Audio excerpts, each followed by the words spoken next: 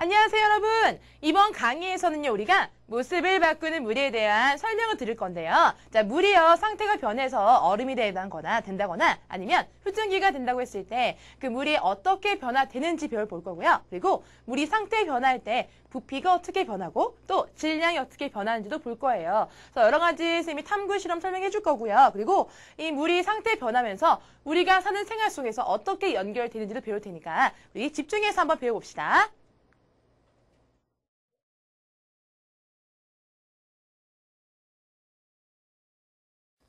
자, 우리 지구라는 우리가 살고 있는 이곳에서는요, 물이 많이 있습니다. 일단 우리가 살고 있는 지표를 보더라도요, 물의 양이요, 전체 우리가 차지하는 양이 엄청나게 많아요. 그것 중에서 물을 다 모아가지고요, 바다에 있는 물도 있고요, 그리고 육지, 우리가 살고 있는 육지에 있는 물도 있고요, 또 하늘에 둥둥 떠 있는 구름 속에 있는 물도 있죠. 그리고 눈에 보이지 않지만 우리가 숨을 쉬고 있는 공기 중에도 물이라는 것이 있습니다. 그렇지만 이런 물들이 고체이냐 아니면 액체이냐 아니면 또 기체이냐 이렇게 상태에 따라서 접근할 수 있는 그런 우리가 물의 상태가 다르거든요. 그래서 우리가 한 번 더 먼저 배워보고 알아보겠습니다. 첫 번째는요. 지구상에 있는 물의 종류예요. 볼까요? 7번 보겠습니다.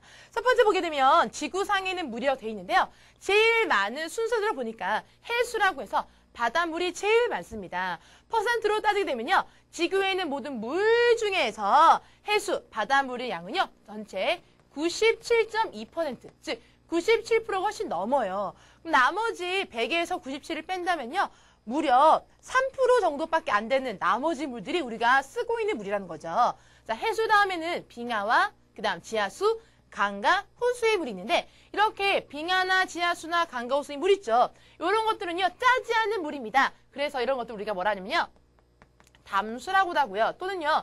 육지에 있는 물이기 때문에 육수다라고 합니다. 알겠습니까? 그래서 빙하, 지하수, 강과 호수가 바로 이 물의 형태가 되어 있고요. 그 다음엔요. 대기 중에 수증기가 있습니다. 이것은 뭐냐면요.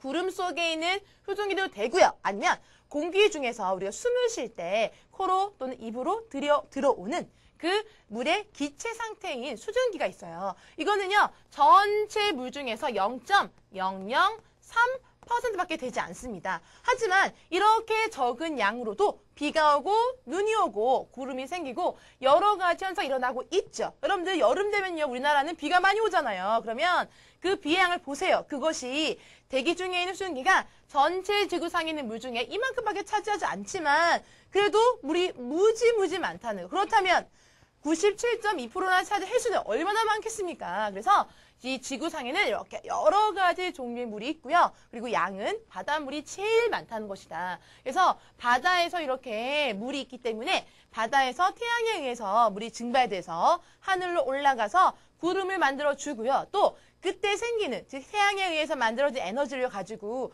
또 여러 가지 다른 기상현상을 만들 수가 있어요. 예를 들어서 태풍이 만들어질 수도 있고요. 토네이도가 만들어질 수 있다는 거죠. 그런 여러 가지 현상들도 다 이렇게 물에 의해서 또 그 물을 그냥 두는 것이 아니라 태양의 에너지에 의해서 만들어진 현상들입니다. 아무튼 자 제일 많은 게 해수, 빙하, 지하수, 강과 호수, 제일 적은 게 대기 중에 수증기라 되겠다.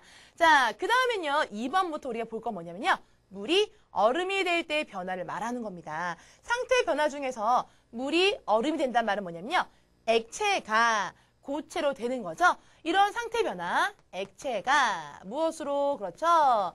고체가 된다. 이런 상태 변화를 우리가 뭐라고 하냐? 응고라고 하거든요. 응고라고 합니다. 자, 보니까요. 물이라는 액체를요. 냉각시켜서 얼음으로 만들 때 보통 물은요. H2O라고 해서요. H2O라고 해서 분자의 구조가 H 두 개, O 하나가 돼 있습니다. 근데 여기는 이 구조 자체가 사이각이 H가 몰려있죠. 그래서 H 쪽은요. 플러스 극을 띠고요. O는 마이너스 띠는 이 극성을 나타내요.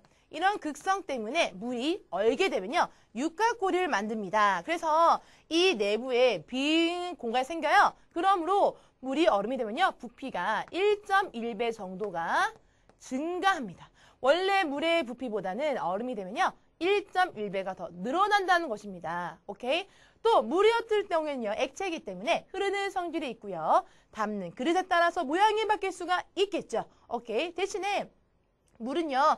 압축시켰을 때 부피의 변화는 크지 않을 겁니다. 그 다음 얼음 같은 경우에는요. 고체잖아. 딱딱하잖아. 그래서 담는 그릇에 따라서 모양이 바뀌지 않고요. 그리고 흐르는 성질 없습니다. 또한 압축시켰을 때 얼음의 모양이 변하지가 않아요. 이게 상태 변화에서 나오는 물과 얼음의 차이고요. 또한 얼음이 되면요. 여러분들 알 거예요. 얼음이 돼버리면요. 이렇게 가거름 만들어지면 안에 이렇게 동글동글하게 기포가 보입니다. 이것이 무엇이냐면요.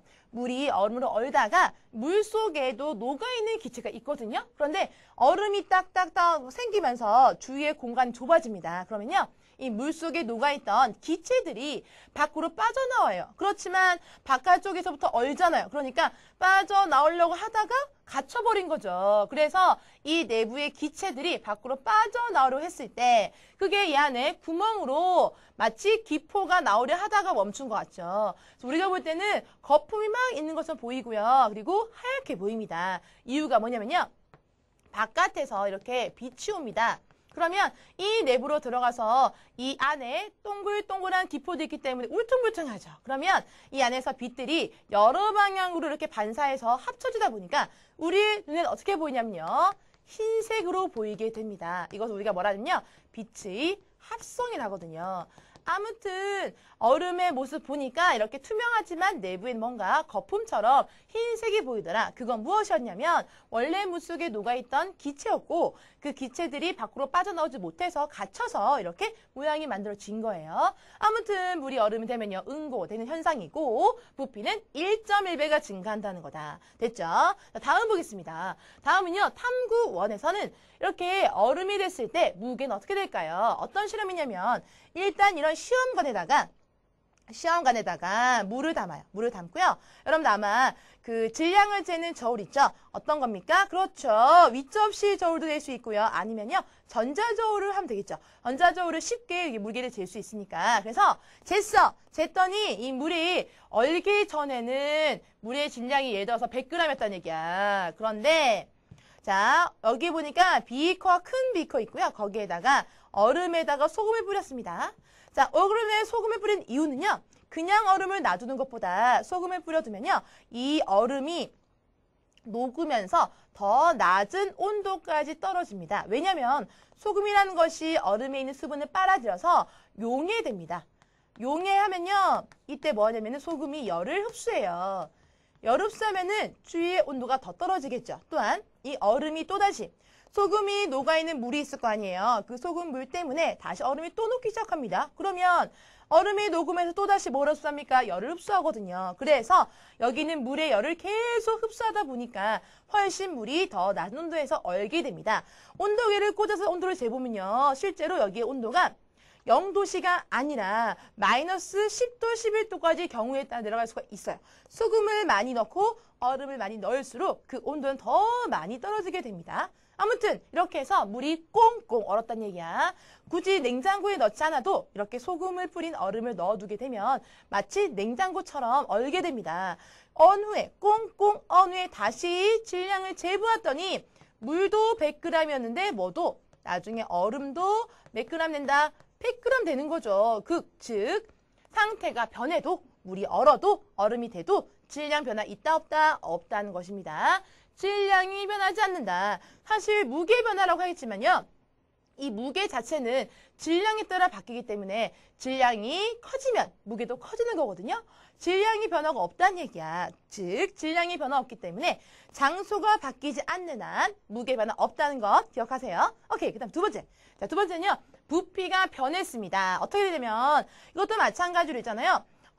물을 얼렸어요. 어떤 컵에다가 이렇게 컵에다가 물을 가득 담고요. 가득 정말 흘러 넘치기 전까지 담고요. 이걸 조심히 냉장고에 냉동실에 넣어서 얼립니다. 꽁꽁 얼리고 나서 꺼냈어요.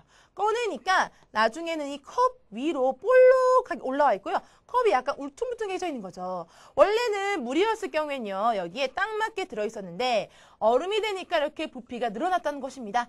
그래서 부피가 증가했음을 알 수가 있겠죠. 이런 예로 어떤 게 있냐면요. 여기 보니까 병이 깨진데 이거 뭐냐면 물병에다가 물을 가득 담고요. 냉동실에 넣어서 얼리게 되면요. 나중에 그 병이 부피가 그 병 속에 있는 얼음의 부피가 커지면서요. 병이 깨질 수가 있습니다.